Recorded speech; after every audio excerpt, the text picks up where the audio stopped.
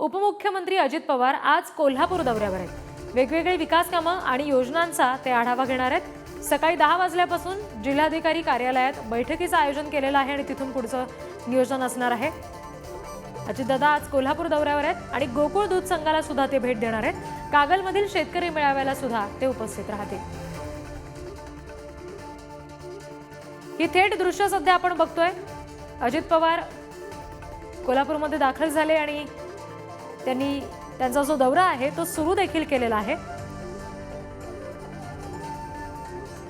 प्रतिनिधी शेखर पाटील यांच्याकडून आपण अपडेट्स घेणार आहोत। शेखर, अजित पवार आता कुठपर्यंत पोहोचलेले आहेत आणि कशा पद्धतीचा या पुढचा दौरा असेल कोल्हापुरातला त्यांचा?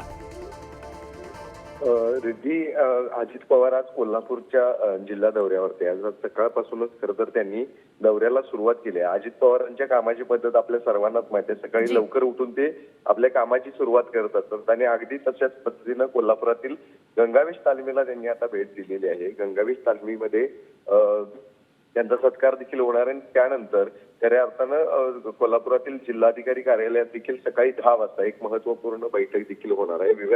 विविध विकास कामांचा आढावा देखील ते घेणार आहेत। त्यानंतर कोल्हापुरातील भीमा कृषी प्रदर्शनाला दुपारी भेट देणार आहेत।